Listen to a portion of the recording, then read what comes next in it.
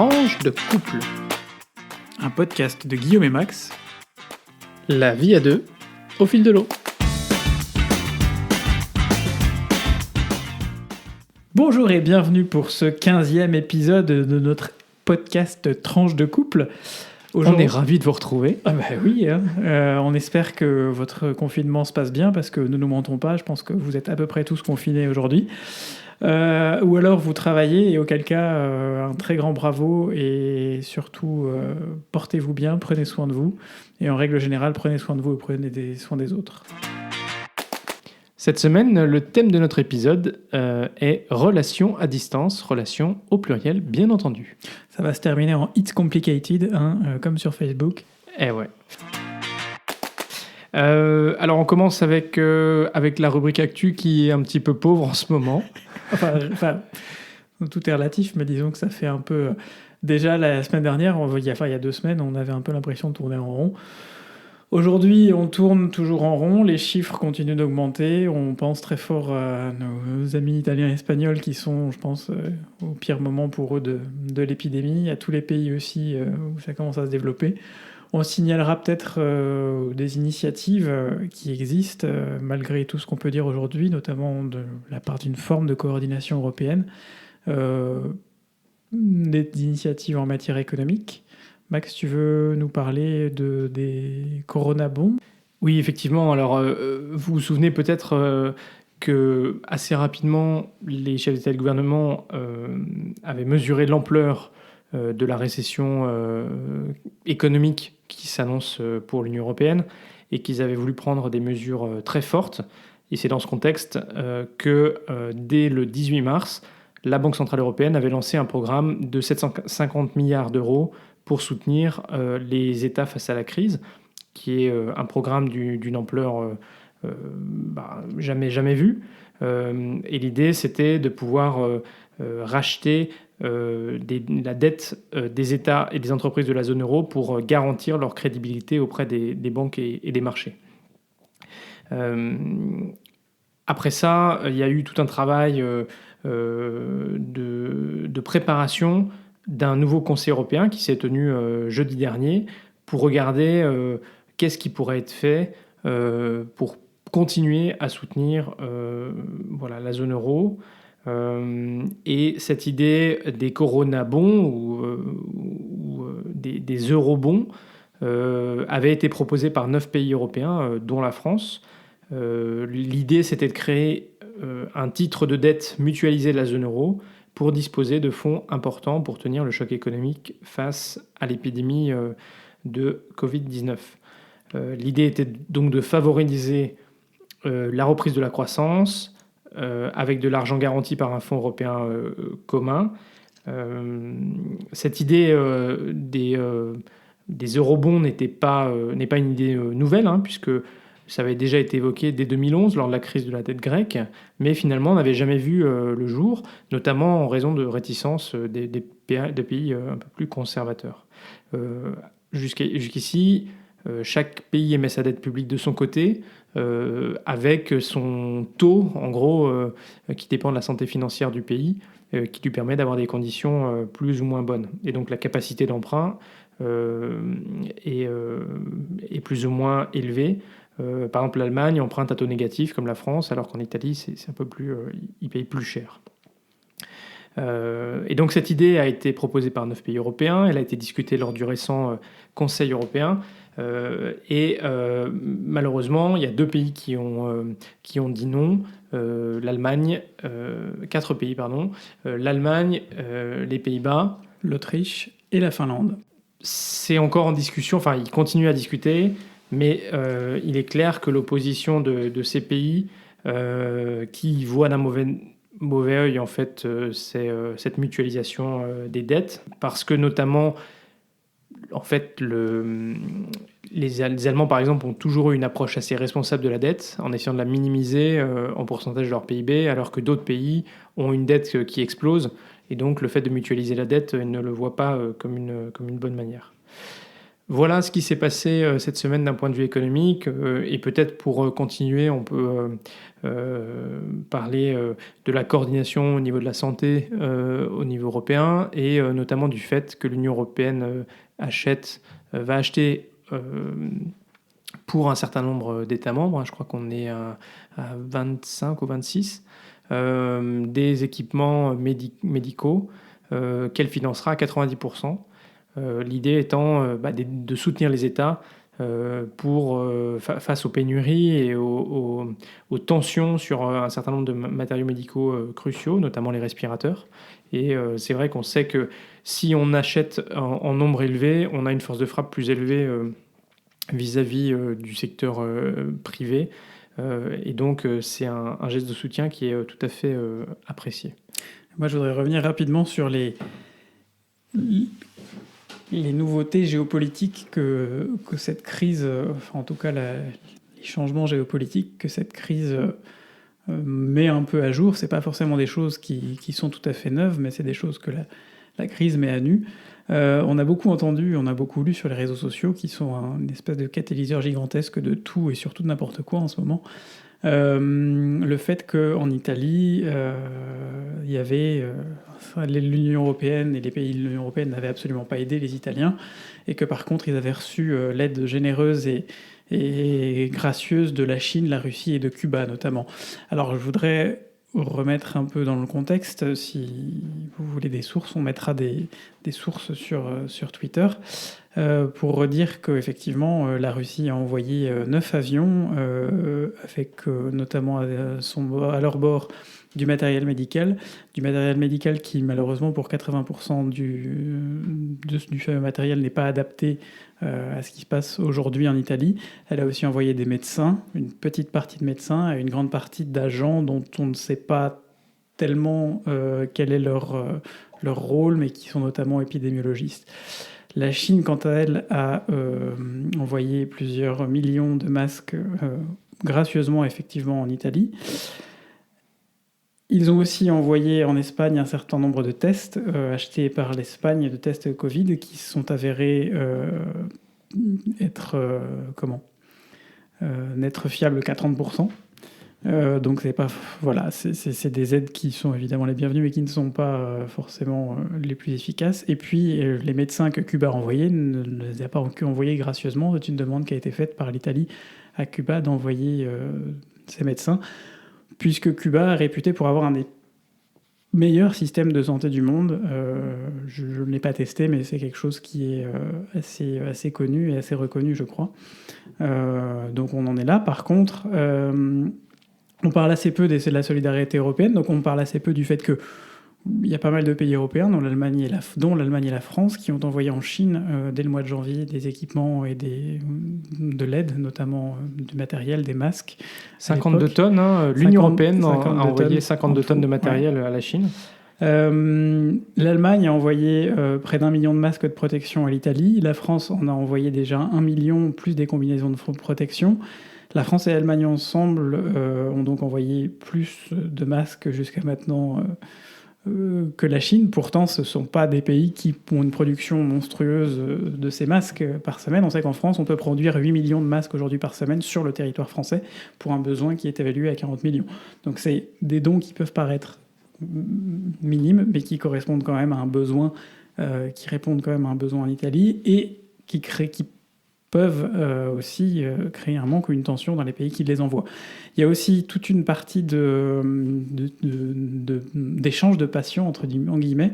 La France en a beaucoup bénéficié, l'Italie en bénéficie aussi.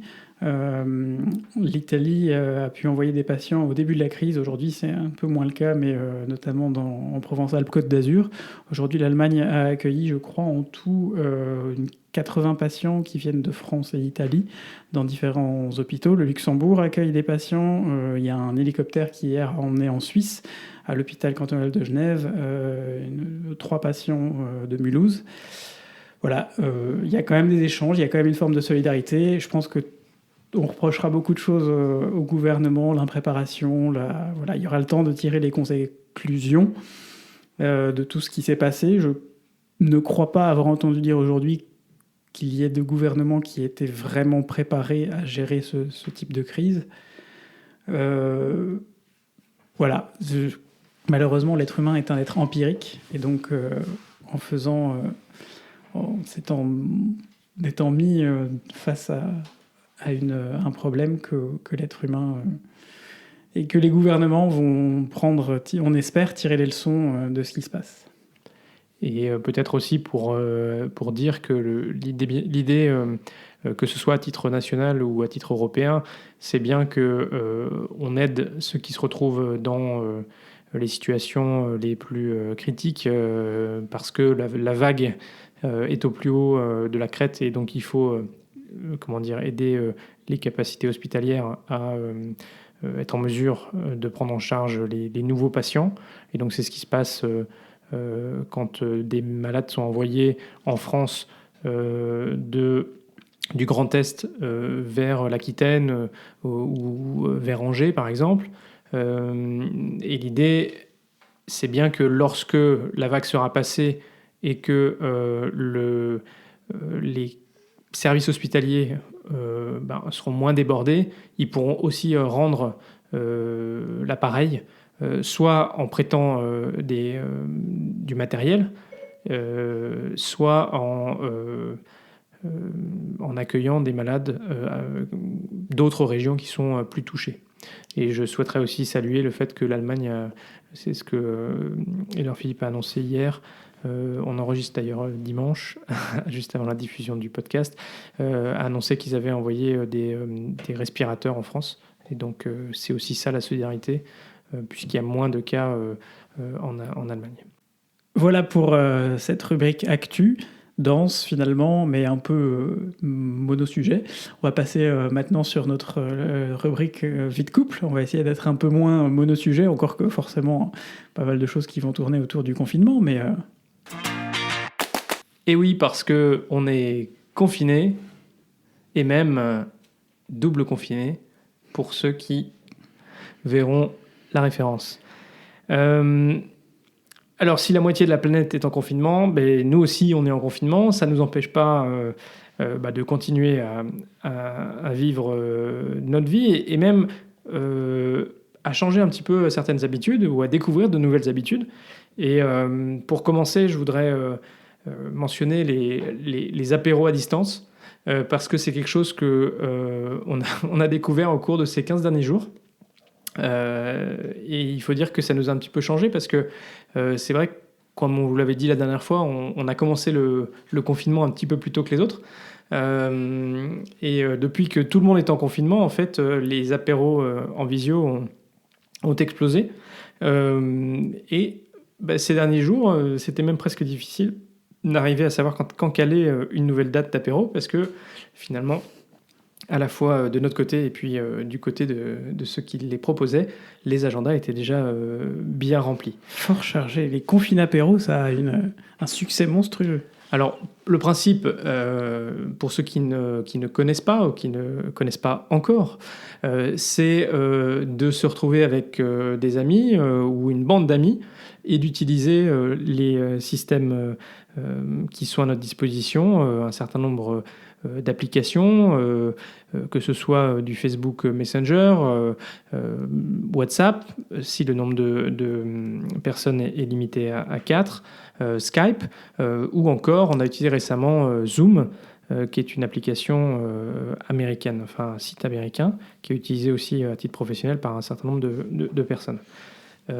L'idée, c'est que chacun vient avec son apéro, puisque naturellement, on ne peut pas partager les courses, et on profite de passer un bon moment. Il faut un petit peu s'organiser pour faire passer la parole et éviter qu'on ne parle tous en même temps, surtout si on est nombreux. De notre côté, on a aussi utilisé la technique de l'oreiller, qui permet que celui qui a l'oreiller parle, et du coup ça fait un petit peu, ça permet d'organiser un petit peu le confine-apéro.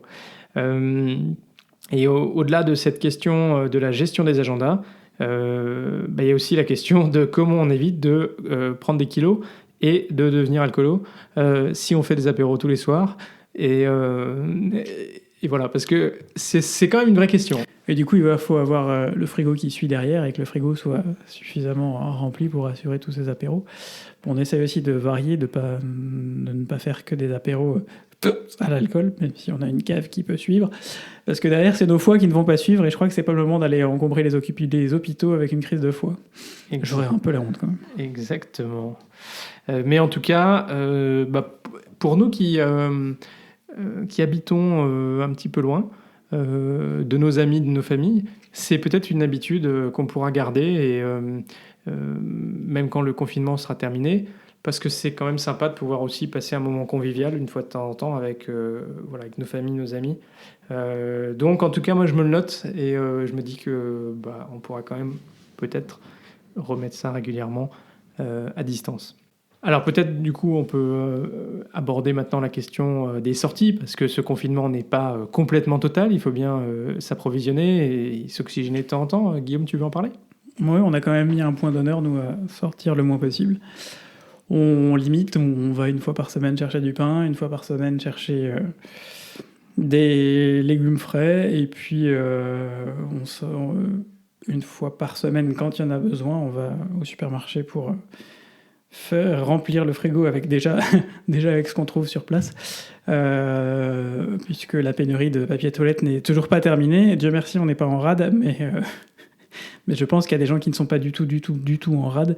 Enfin, je pense qu'ils ont de quoi tenir un confinement de plusieurs mois, voire un siège de plusieurs années en papier toilette chez eux. C'est pas possible. Je vois pas comment c'est possible autrement. Il y a peut-être des diarrhées. Le gruyère râpé aussi. Les gens sont précipités sur le gruyère râpé, c'est terrible. Et les œufs. Et les œufs. Mais bon, ça, oui, un peu moins. Enfin, il y a toujours des problèmes de. J'ai toujours eu des problèmes de. Bref, ça c'est pour les sorties alimentaires. Et puis en Belgique, on a la chance d'avoir des instructions qui sont strictes, mais un peu moins qu'en France. On n'a pas cette distance d'1 kilomètre. Je pense qu'en France, il y a eu beaucoup d'abus et que malheureusement, il a fallu en venir là.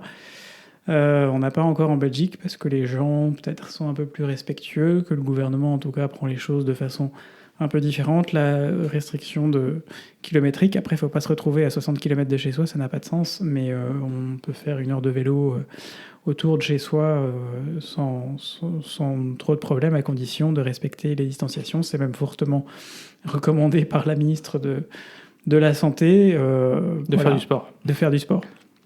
Effectivement, et du coup, on a pris en gros 1 fois par semaine l'habitude de faire un bon tour de vélo pour s'aérer, et ça fait du bien. C'est vrai que du coup, on ne sort pas. Enfin, il y a des jours où on sort pas, puisqu'on limite vraiment ça peut-être à 2 fois par semaine, le fait de sortir pour prendre l'air. Mais ça fait du bien. Et hier, par exemple, on a fait un bon tour d'un peu plus d'une heure à peu près, un peu plus, qui nous a permis de faire 22 km de vélo à peu près. Et c'était très agréable. Donc en ces périodes de confinement, le télétravail continue de notre côté, et ça se passe plutôt bien. On a la chance de pouvoir télétravailler chacun à notre étage. Exactement, et ça c'est important, en tout cas pour moi. Ça nous permet aussi d'avoir notre espace. Voilà, et on est plutôt bien équipé aussi avec les outils qu'on utilise au travail pour pouvoir travailler à distance, donc ça c'est plutôt chouette. Alors peut-être à mentionner aussi dans les 2 dernières semaines, notre anniversaire de mariage civil qu'on a fêté avec nos témoins autour d'un confine apéro, et ça c'était super chouette pour nos 3 ans de mariage civil. Et puis mon anniversaire, mes 34 ans, qu'on a fêté tous les 2. Eh oui. Mais bon. On apprend à faire les choses différemment, on fait plus simple, on se dit qu'on remet un peu plus tard quelque chose un peu plus chambé, et en même temps c'est sympa pour le coup, on teste la vie à 2 dans tout ce qui est là de plus confiné. Je crois qu'on peut le dire. Pour le coup, autant les relations avec les autres sont assez virtuelles, autant la vie à 2, elle est vraiment réelle. Et jusqu'à maintenant, on le vit plutôt bien. On a eu une engueulade un peu sérieuse, une boudade, on va dire, Oui, sérieux. Ça part toujours d'un truc pas forcément très... Mais bon, voilà, on a des façons de voir les choses différentes, on a des façons d'appréhender les choses différentes, on a des moments où on est plus réceptif à certaines choses qu'à d'autres, et puis des moments où c'est le contraire. Et oui, voilà, mais ça c'est finalement la vie à deux, hein, de toutes les manières. Peut-être signaler également que dans ces périodes de confinement, il y a des jolis gestes de solidarité qui se mettent en place. Aussi des gens qui pensent à prendre peut-être des nouvelles un peu plus régulièrement de personnes qui sont isolées ou qui se mettent un peu de leur temps ou de ce qu'ils ont à disposition d'autres personnes. Voilà, on en entend peut-être moins parler qu'un certain nombre de scandales ou de critiques, mais c'est aussi important de pouvoir en parler. Et voilà, on pense naturellement à tous ceux qui sont au front dans les services de santé, mais aussi à tous ceux qui sont malades ou qui subissent l'isolement, peut-être encore plus que d'habitude. Voilà, petite pensée pour eux aussi. Rubrique culture aujourd'hui. Alors évidemment, la culture en période de confinement, c'est pas forcément facile. On vous a pourtant présenté il y a 2 semaines les initiatives qui commençaient à poindre en matière de musique classique et particulièrement d'opéra, avec énormément d'opéras en libre accès sur Internet. La liste s'est encore agrandie. Je vous laisserai taper dans Google les opéras en ligne. Je ne saurais que vous conseiller, si vous êtes fan de musique classique, d'aller sur le site Culture Box, qui est un site de France Télévisions, ou sur le site d'Opéra Vision, qui est un réseau européen. J'en ai déjà parlé, mais voilà, il y a de plus en plus de choses dessus. Il y a eu d'autres opéras mis en ligne. Et cette fois-ci, moi, je voudrais vous parler des musées, puisqu'en fait, il y a une fonctionnalité qui n'a pas été créée pour cette crise du coronavirus, mais qui existait bien souvent déjà avant, de visite des musées en ligne. Comment visiter un musée en ne quittant pas son écran. C'est pas ce que je recommande, évidemment, parce que c'est pas la même sensation, mais voilà, ça permet aussi de rendre ces musées accessibles.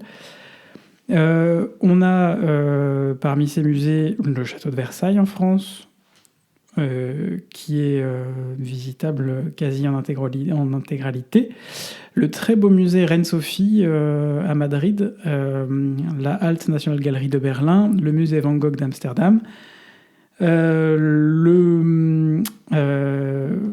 National Gallery de Londres, le musée Van Gogh, le très beau musée Van Gogh d'Amsterdam, et puis le Met de New York. Alors là, vous avez... c'est un musée qui est monstrueux, qui est gigantesque, tout comme le Louvre qui d'ailleurs est lui aussi accessible. Voilà, c'est une façon un peu différente de s'occuper, mais ça peut être une façon intéressante, notamment pour les enfants, de leur montrer, voilà, dans ce musée, d'aller visiter un musée via l'écran. C'est une façon ludique. Il ne faut pas multiplier les écrans non plus, on en a bien conscience, mais de les sortir virtuellement de la maison et de leur montrer ce qui existe. Et puis, ça peut être aussi une façon de dire, voilà, on regarde ce musée virtuellement, et puis un jour, je t'y emmène et on ira voir en vrai, tu me diras quelles œuvres tu veux aller voir. Ça peut être aussi une façon d'établir une communication avec les enfants et de les projeter dans le futur quand nous pourrons ressortir, n'est-ce pas? Puisque je pense que c'est important aussi psychologiquement pour eux de se projeter dans un futur où ça revient, où les choses reviennent plus ou moins à la normale. Voilà, dans cette rubrique tech, je voulais aborder le fait que aujourd'hui, il y a beaucoup d'activités criminelles et cybercriminelles qui ont lieu dans cette période un petit peu particulière. Et Europol a récemment publié un certain nombre de documents là-dessus, avec une activité criminelle qui s'est déplacée sur le web, puisque la vie réelle est très limitée en termes de prise. Et donc avec une accélération du nombre de cyberattaques contre les organisations et les individus. Et également, puisqu'il y a généralisation du télétravail, les connexions à domicile, qui sont souvent moins sécurisées que celles des entreprises, ont également été particulièrement attaquées. Naturellement, il y a eu beaucoup de tentatives de phishing, c'est-à-dire des emails avec des liens sur lesquels, si on clique, en fait, on ouvre la porte aux cybercriminels. Et puis également des tentatives d'attaque sur des sites qui récupèrent les données de cartes bancaires. Voilà, donc ce qu'on diffusera sur le compte Twitter de Tranche de Couple, c'est des recommandations d'Europol sur à la fois comment sécuriser votre connexion chez vous pour vous assurer que vous ne soyez pas attaqué, des conseils de sécurité sur les achats sur Internet, parce qu'en ces temps particuliers de prominence des cyberattaques, il y a aussi beaucoup de faux sites ou alors des offres qui paraissent trop belles pour être vraies et qui en fait le sont vraiment. Et puis naturellement, il y a aussi beaucoup de tentatives de désinformation. Guillaume en a un petit peu parlé dans les jeux géopolitiques. Et donc il faut faire attention quand on relaye des informations, que ce soit bien des informations fiables. Et naturellement, la cybersécurité pour les enfants, c'est aussi important puisque énormément de jeux aujourd'hui sont connectés. Et donc il y a quelques recommandations également pour les enfants. Voilà, donc faites attention, il y a aussi des arnaques visiblement de certaines, alors physiques cette fois-ci, avec certaines personnes qui se font passer pour des policiers et qui vous demandent de régler l'amende immédiatement, alors que donc le Trésor public a rappelé que les amendes étaient toujours à payer a posteriori. Voilà pour la première partie de cette rubrique geek, et Guillaume, je crois, tech, pardon, et Guillaume voulait compléter avec un deuxième sujet. Moi, je voulais rajouter un sujet avgeek. Qu'est-ce qu'un avgeek ? C'est un peu un geek, un fanat d'aviation, c'est un peu moi. C'est une de mes passions. Et aujourd'hui, petit sujet avgeek un peu triste, toujours lié à la crise actuelle, c'est que deux compagnies aériennes, la compagnie irlandaise KLM et la compagnie australienne Qantas, ont décidé, face à la crise et au fait que, en fait, comme beaucoup de compagnies aériennes, les 3/4, voire plus de leur flotte sont maintenant au sol, à cause de la chute de la demande et surtout des fermetures de frontières, de mettre à la retraite de façon anticipée leur Boeing 747, Queen of the Sky, la reine du ciel. Le Boeing 747, c'est cet avion iconique à 2 étages. C'est le premier avion à 2 étages qui, depuis, a eu un grand frère ou une grande sœur en la machine de la 380. Et voilà, ce sont des avions qui deviennent de plus en plus rares dans le ciel parce que, pour plein de raisons stratégiques, c'est des avions qui sont assez anciens maintenant, donc qui consomment énormément. Et puis, voilà, c'est des avions qu'on ne voyait déjà plus beaucoup et qu'avec ces deux compagnies qui étaient parmi les principaux exploitants qui vont cesser son exploitation parfois pour le cas de KLM, 1 an en avance. Voilà, c'est une perte dans le ciel pour tous les plane spotters, les photographes amateurs ou professionnels d'avions qu'on retrouve souvent en bout de piste. C'est un peu un pincement au cœur, mais c'est aussi une nouvelle ère avec de nouveaux avions plus économes en carburant notamment et plus confortables pour le passager qui arrive. Et pour les plane spotters, c'est vrai qu'il n'y a plus beaucoup d'avions à spotter justement dans le ciel, puisque au moment où on vous parle, de manière tout à fait étonnante, il n'y a aucun avion dans le ciel au-dessus de Bruxelles, ce qui n'arrive jamais en temps normal. Ouais, c'est vrai que là c'est mort, hein. Putain. Voilà, on voit. Max, on va vous prendre une impression de l'écran et on vous enverra On vous enverra ça sur le Twitter. Il n'y a plus rien dans le ciel. Enfin, voilà. Impressionnant. Voilà, la photo est prise. C'est impressionnant. Voilà. Écoutez, on arrive maintenant déjà à la fin de cet épisode. On était ravis de passer ce petit moment avec vous et on espère que cet épisode centré malheureusement sur le confinement, qui est aussi votre quotidien, aura néanmoins été distrayant. Et on vous retrouve bien sûr comme à chaque fois les 1er et 3e lundis du mois. Cette fois je me suis pas trompé. Et merci encore d'être aussi nombreux à nous écouter. N'hésitez pas à nous faire des commentaires, à nous écrire par email tranchedecouple@gmail.com avec un 2 au milieu, le chiffre, ou sur Twitter @tranchedecouple, toujours au singulier et avec le chiffre 2. Et on vous retrouve très vite pour de nouvelles tranches vitaminées.